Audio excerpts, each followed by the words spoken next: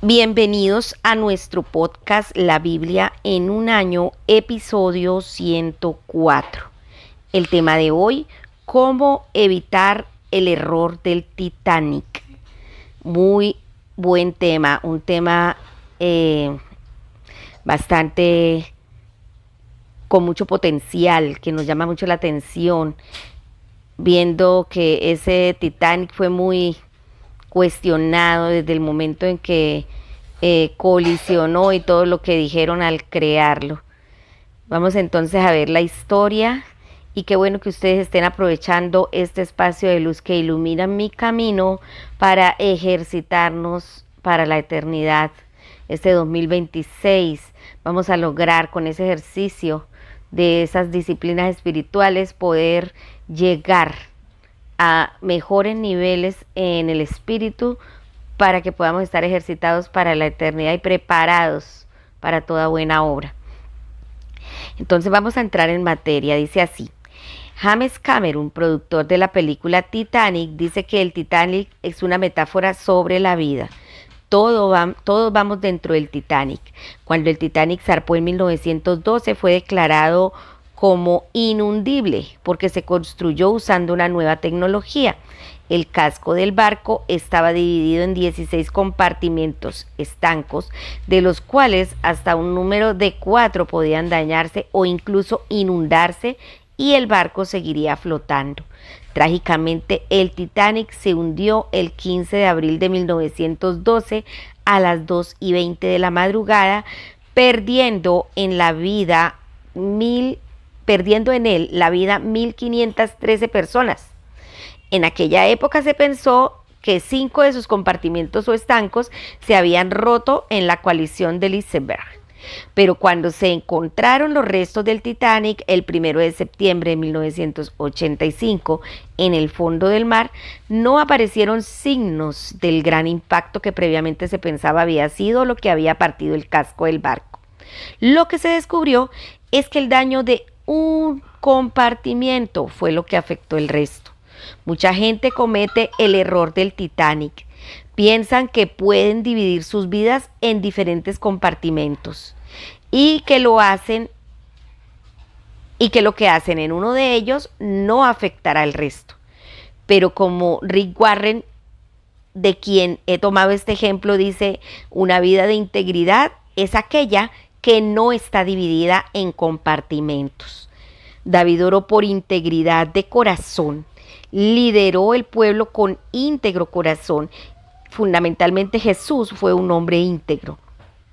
¿Cómo podemos evitar tú y yo el error del Titanic y llevar una vida de integridad? Esta es una pregunta que debemos hacérnosla siempre, porque tendemos a dividir nuestra vida en compartimentos y pensamos que si en un área estamos bien, entonces podemos hacer lo que sea en la otra área o en otras diferentes. Necesitamos mirar que nuestra vida sea una completa integridad, todo completo. De eso se trata la integridad, ser íntegro, ser completo, no dividido en compartimentos. Todas las áreas de nuestra vida deben estar ceñidas y sujetas al señorío de Jesús. Vamos a leer Proverbios capítulo 9, versículos del 13 al 18. La vamos a estar leyendo en la Nueva Traducción Viviente, NTV. Proverbios 9 del 13 al 18. Dice así: llamado de la necedad. La mujer llamada necedad es una atrevida y aunque no se da cuenta es una ignorante. Se sienta a la entrada de su casa en el lugar más alto con vista a la ciudad. Llama a los hombres que pasan por ahí ocupados en sus propios asuntos. Entren conmigo, les dice a los ingenuos, y a los que les falta buen juicio les dice: el agua robada es refrescante, lo que se come a escondidas es más sabroso. Pero lo que menos se imaginan es que allí están los muertos. Sus invitados están en lo profundo de la tumba. Wow, eso es lo que pasa con la necedad. Bueno, entonces vamos a ver el primer punto. Arranca de raíz el pecado secreto. No es fácil llevar una vida íntegra en las relaciones. Las tentaciones abundan y los reclamos son fuertes. La mujer necia es escandalosa y llama, vengan conmigo. Ella dice, las aguas robadas saben a gloria. El pan sabe a miel si se come a escondidas. Pero esto es un engaño total. ¿Por qué habría que comer la comida a escondidas para que esté deliciosa? De hecho, la infidelidad lleva a la muerte del espíritu, pero estos ignoran que allí está la muerte, que sus invitados caen al fondo de la fosa. El apóstol Pablo escribe que si fijas tu mente en lo que tu naturaleza pecaminosa desea, esto te llevará a la muerte. Pero la mente puesta en el espíritu es vida y paz. Eso lo podemos leer en Romanos 8:6. Por eso es necesario poner nuestra mirada todos los días en el Señor y permitir que su Espíritu Santo venga y tome el control de nuestras emociones, de nuestros pensamientos, de nuestras palabras, porque muchas veces el enemigo viene, toca la puerta y si nosotros nos dejamos llevar, cometemos muchos pecados. Vamos a orar. Amado Señor, ayúdame por medio de tu Espíritu Santo a llevar una vida de integridad. Perdóname, Señor. Arranca de raíz todo pecado secreto. Ayúdame, Señor, cada día a vivir una vida auténtica, una vida fiel, una vida íntegra, una vida sincera, una vida transparente delante de ti y de la gente. Te lo pido en el nombre poderoso de nuestro amado Señor Jesucristo. Amén. Muy bien. Qué bueno que podamos hacer este ejercicio espiritual de la oración, conectarnos con el Señor en todo momento. No solo en este pequeño espacio, sino que podamos tener también espacios a solas con Él, de intimidad, de mucha ejercitación espiritual. Vamos ahora a abrir la Biblia en Lucas capítulo 16. Recuerden que estamos leyendo en Nueva Traducción Viviente. Parábola del administrador astuto. Lucas 16 del 1 al 18 dice así. Jesús le contó la siguiente historia a sus discípulos. Había cierto hombre rico que tenía un administrador que manejaba sus negocios. Un día llegó la noticia de que el administrador estaba malgastando el dinero de su patrón. Entonces el patrón lo llamó y le dijo, ¿qué es esto que oigo acerca de ti? Prepara un informe final porque voy a despedirte. El administrador pensó, ¿y ahora qué haré? Mi jefe me ha despedido. No tengo fuerzas para cavar zanjas y soy demasiado orgulloso para mendigar. Ah, ya sé cómo voy a asegurarme de que tendré muchos amigos que me recibirán en su casa cuando mi patrón me despida. Entonces invitó a todo el que le debía dinero a su patrón para conversar sobre la situación. Le preguntó al primero, ¿cuánto debes a mi patrón? El hombre le contestó, le debo 100 medidas de aceite de oliva. Entonces el administrador le dijo, toma la factura y cámbiala a 50 medidas. Le preguntó al siguiente, ¿cuánto le debes tú? Le debo 100 medidas de trigo, respondió. Toma la factura y cámbiala a 80 medidas, le dijo. El hombre rico tuvo que admirar a este pícaro deshonesto por su astucia. Y la verdad es que los hijos de este mundo son más astutos que los hijos de la luz al lidiar con el mundo que los rodea. Aquí está la lección. Usen sus recursos mundanos para beneficiar a otros y para hacer amigos. Entonces, cuando esas posesiones se acaben, ellos les darán la bienvenida a un hogar eterno. Si son fieles en las cosas pequeñas, serán fieles en las grandes. Pero si son deshonestos en las cosas pequeñas, no actuarán con honradez en las responsabilidades más grandes. Entonces, si no son confiables con las riquezas mundanas, ¿quién les confiará las verdaderas riquezas del cielo? Y si no son fieles con las cosas de otras personas, ¿por qué se les debería confiar lo que es de ustedes? Nadie puede servir a dos amos, pues odiará a uno y amará al otro, será leal a uno y despreciará al otro. No se puede servir a Dios y estar esclavizado al dinero. Los fariseos, que amaban mucho su dinero, oyeron todo esto y se burlaron de Jesús. Entonces él les dijo, a ustedes les encanta aparecer como personas rectas en público, pero Dios conoce el corazón.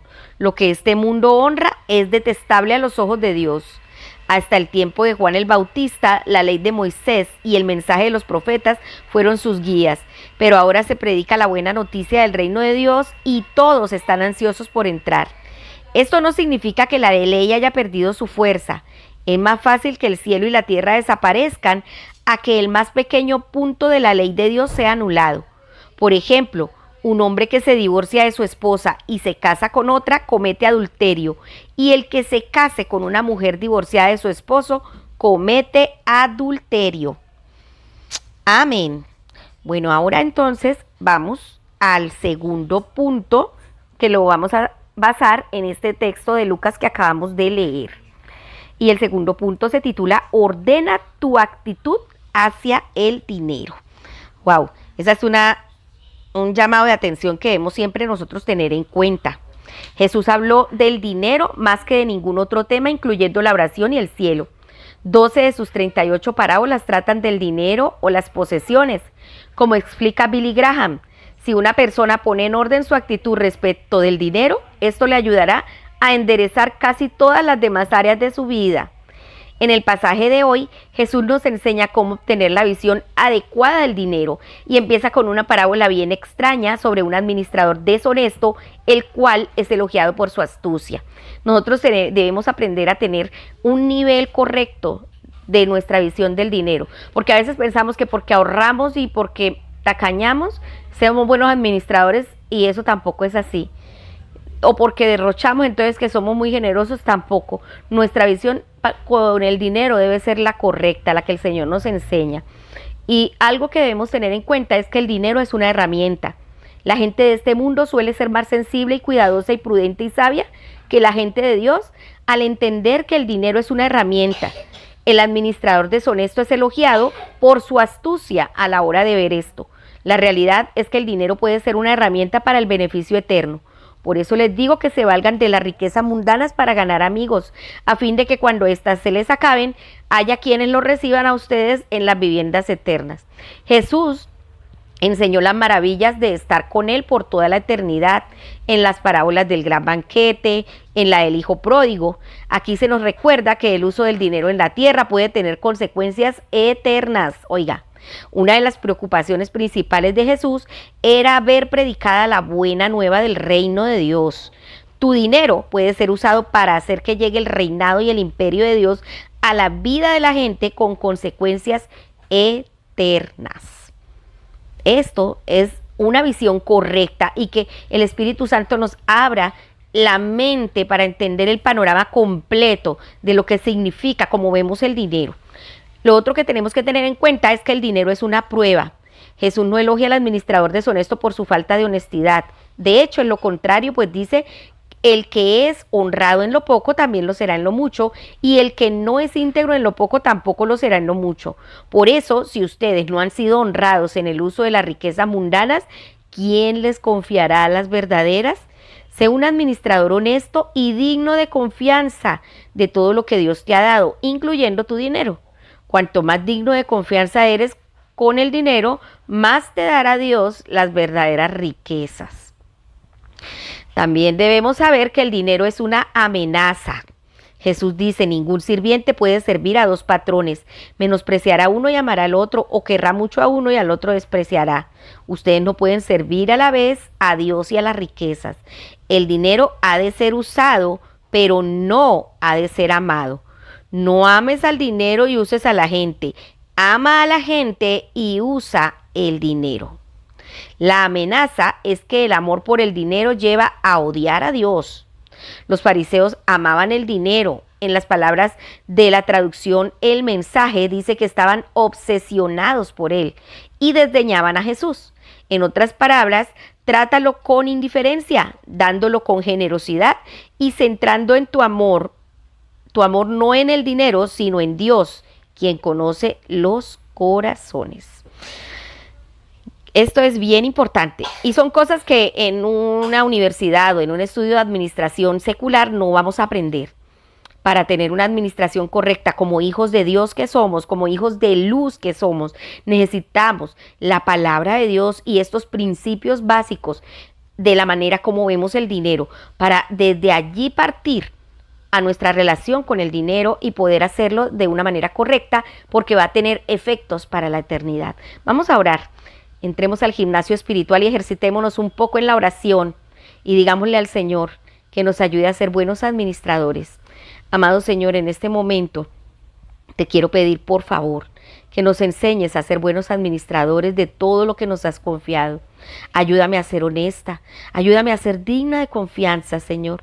Ayúdame a romper la atadura del dinero en mi vida mediante el dar con generosidad y a centrar mis pensamientos no en el dinero, sino en ti, entendiendo que tú eres el proveedor, que no es el dinero que yo tenga o posea lo que me va a proveer para mis necesidades, sino que eres tú, mi proveedor, mi ayudador.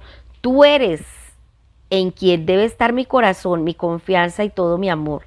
Te lo pido en el nombre de Jesús. Amén. Muy bien, ahora les invito a que abra su Biblia en Deuteronomio.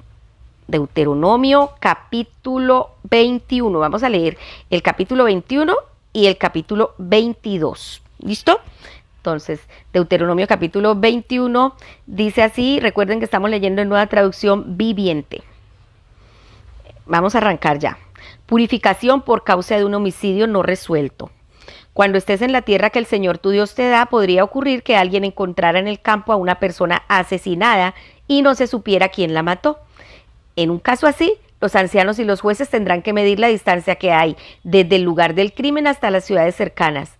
Una vez que hayan determinado cuál es la ciudad más cercana, los ancianos de su ciudad tendrán que elegir una novilla de la manada que nunca haya sido entrenada para el arado ni usada en el yugo. La llevarán hasta el valle, un valle que no haya sido arado ni cultivado y que tenga un arroyo donde siempre fluye agua.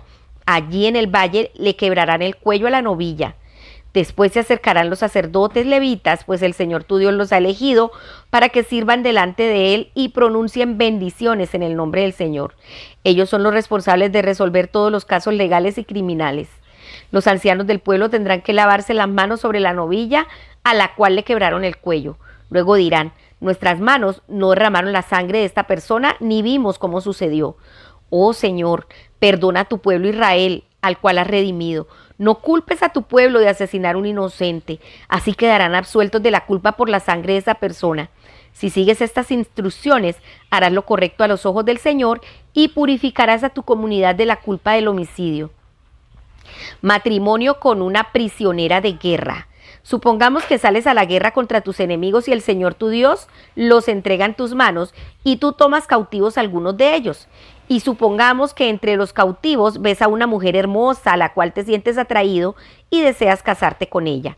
Si tal cosa sucediera, podrás llevarla a tu casa, donde ella tendrá que raparse la cabeza, cortarse las uñas y cambiarse la ropa que llevaba puesta cuando la tomaron prisionera.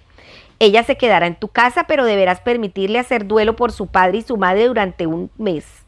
Después de este tiempo podrán unirse y tú serás su marido y ella será tu esposa. Sin embargo, si una vez ya unidos resulta que ella no te agrada, tendrás que dejarla en libertad. No podrás venderla ni tratarla como a una esclava porque la has humillado. Derechos del primer hijo varón.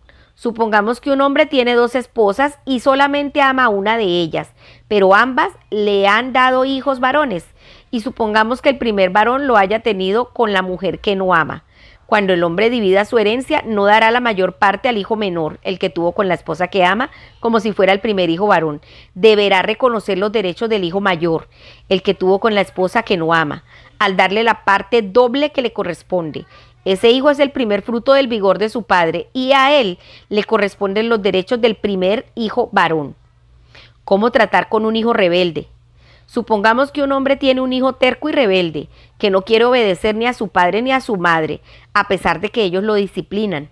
En un caso así, el padre y la madre tendrán que llevarlo ante los ancianos mientras estén juzgando en las puertas de la ciudad. Ambos padres les dirán a los ancianos: este hijo nuestro es terco y rebelde y se niega a obedecer, es glotón y borracho. Entonces todos los hombres de esa ciudad lo matarán a pedradas.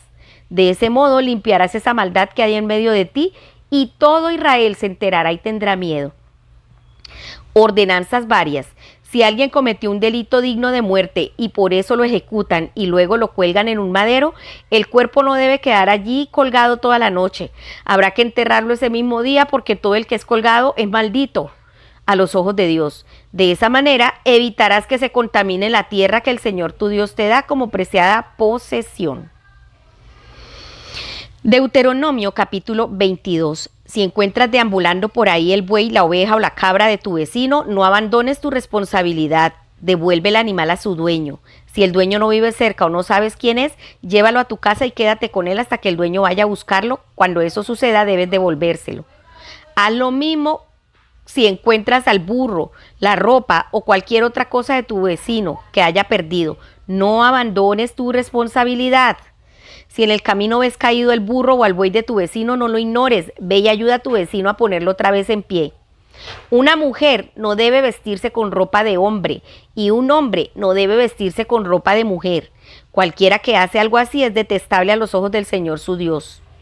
Si al pasar encuentras un nido de pájaros en un árbol o caído en el suelo y ves que dentro hay polluelos o huevos que la madre está empollando, no te lleves a la madre junto con los polluelos. Puede llevarte las crías, pero deja ir a la madre. Así prosperarás y disfrutarás de una larga vida.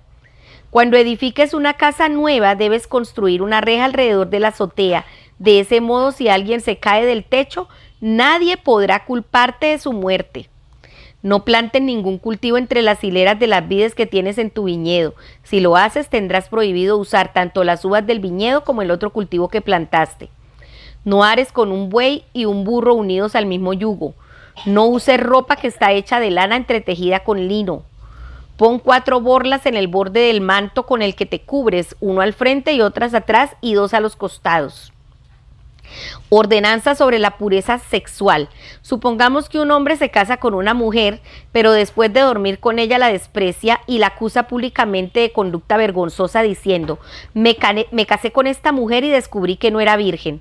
Entonces el padre y la madre de la mujer tendrán que llevar la prueba de la virginidad de su hija a los ancianos mientras estén juzgando en las puertas de la ciudad. El padre deberá decirles: yo le di a mi hija a este hombre para que fuera su esposa y ahora él la desprecia. La ha acusado de conducta vergonzosa diciendo: descubrí que su hija no era virgen. Sin embargo, aquí tengo la prueba de su virginidad. Entonces los padres extenderán la sábana matrimonial delante de los ancianos. Los ancianos tomarán al hombre y lo castigarán. También le impondrán una multa de 100 monedas de plata que deberá pagar al padre de la mujer por haber acusado públicamente de conducta vergonzosa a la Virgen de Israel. La mujer seguirá siendo esposa del hombre y él jamás podrá divorciarse de ella. Pero supongamos que las acusaciones del hombre son ciertas y puede demostrar que la mujer no era virgen. Entonces la llevarán a la puerta de la casa de su padre y allí los hombres de la ciudad la matarán a pedradas, porque ha cometido un delito vergonzoso en Israel. Ha sido promiscua mientras vivía en la casa de sus padres. De ese modo limpiarás la maldad que hay en medio de ti. Si se descubre que un hombre comete adulterio, tanto él como la mujer deben morir. De ese modo limpiarás a Israel de semejante maldad. Supongamos que un hombre conoce a una joven virgen que está comprometida para casarse y tiene relaciones sexuales con ella. Si tal cosa sucediera dentro de una ciudad, deberás llevarlos a ambos hasta las puertas de esa ciudad y matarlos a pedradas. La mujer es culpable por no gritar para pedir ayuda. El hombre debe morir por violar a la mujer de otro hombre. De ese modo limpiarás esa maldad que hay en medio de ti. Pero si el hombre encuentra en el campo a la mujer comprometida y la viola, entonces solo el hombre debe morir. No le hagan nada a la joven, ella no cometió ningún delito digno de muerte. Es tan inocente como la víctima de un homicidio. Dado que el hombre la violó en el campo, se dará por sentado que ella gritó, pero no había nadie para socorrerla. Supongamos que un hombre tiene relaciones sexuales con una joven que es virgen, pero que aún no está comprometida para casarse. Si los descubren, él deberá pagarle al padre de ella 50 monedas de plata. Luego deberá casarse con la joven por haberla violado y jamás en su vida podrá divorciarse de ella. Un hombre no debe casarse con la ex esposa de su padre, porque ese acto sería una deshonra al padre. Bueno, entonces vamos ahora al tercer y último punto de este devocional. Recibe la promesa del Espíritu. Muchas de aquellas leyes tenían un propósito limitado en el tiempo. Por ejemplo, las leyes acerca de la comida eran simbólicas. Educaron al pueblo de Dios en la búsqueda de la pureza. Otras son sorprendentemente avanzadas para los estándares de aquella época. Por ejemplo, se dan límites a cómo debe ser tratada una mujer cautiva. No debe ser deshonrada ni humillada. Tiene que haber honor en las relaciones sexuales. A Dios le preocupa que no caigamos en el sexo prematrimonial, la promiscuidad, el adulterio, la violación y el incesto. Como vemos en este pasaje del Nuevo Testamento de hoy, El mismo Jesús habló fuertemente sobre la necesidad de respetar los votos matrimoniales. A Dios también le preocupa proteger al desvalido. La violación es siempre un crimen horrible. En las sociedades antiguas podía también perjudicar las posibilidades de matrimonio de una mujer. Este es el contexto que hay detrás de la obligación de que un violador pague una compensación y se case con la mujer en cuestión. En el pasaje equivalente de Éxodo 22:17 se deja claro que esto no significa que la mujer tenga que casarse con aquel hombre. La ley está diseñada para proteger a las víctimas de violación, no para añadir el matrimonio forzoso a su sufrimiento. Se ha de mostrar consideración con los vecinos. No es suficiente con no hacer daño a tu vecino. Tienes que hacerle el bien proactivamente. Ignorar a aquellos que están necesitados no está bien. No te portes con indiferencia. Aquí vemos los comienzos de lo que la ley inglesa llegó a describir como el deber del ciudadano hacia tu vecino. Asegúrate de que tus propiedades, casa, automóvil, bicicleta, etcétera, son seguras y no pueden hacer daño a tu vecino. Asegura todo lo tuyo. Los pasajes de hoy me desafían muchísimo. Sé que no doy el nivel en muchas de estas áreas y con frecuencia he fallado. ¿Hay alguna esperanza? En medio de estas leyes aparece una pista. Cualquiera que es colgado de un árbol está bajo la maldición de Dios. Pablo cita este versículo en Gálatas capítulo 3 y explica su significado para nosotros. Todo el que no es capaz de cumplir toda la ley de Dios está maldito. Esta es la ley y la maldición de la ley. Pero la maravillosa noticia es que en la cruz, en el árbol, en el madero, Jesús cargó sobre sí mismo la maldición en nuestro lugar. Cristo nos rescató de la maldición de la ley al hacerse maldición por nosotros. Como resultado, ahora todos podemos recibir por fe la promesa del Espíritu Santo. Mi fracaso en vivir una vida de total integridad significa que he fallado en el cumplimiento de la ley. En consecuencia, tendría que estar bajo maldición, bajo la maldición de Dios. Pero Jesús se hizo maldición por mí en la cruz.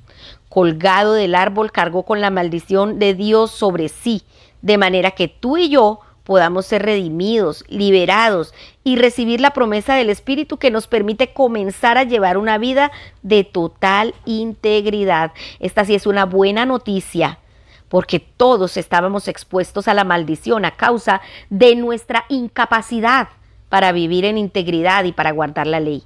Pero el Señor, en su misericordia, nos dejó a Jesucristo, que vino a esta tierra y se hizo maldición a causa de nosotros.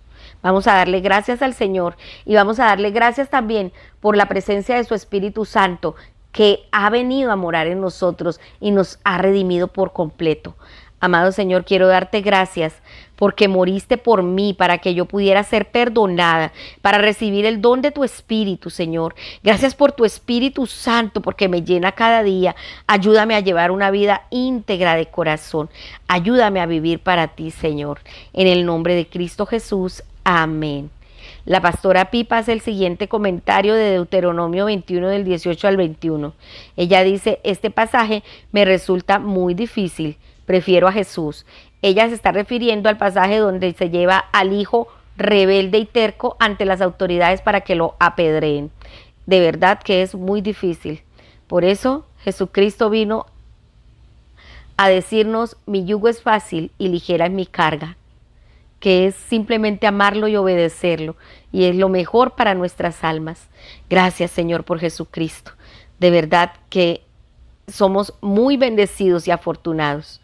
Por eso el Señor nos ha llamado a evitar esos errores del Titanic, a creer que lo podemos con todo, a creer que podemos estar dividiendo nuestra vida en compartimentos y entonces en esta vida no te metas, Señor, haz en esta parte lo que quieras, te pido paz, te pido que me ayude, pero en esta no.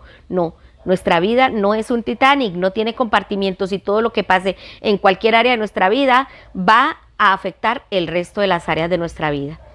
Espero que este devocional haya sido de mucha bendición para ustedes, también como lo es para mí.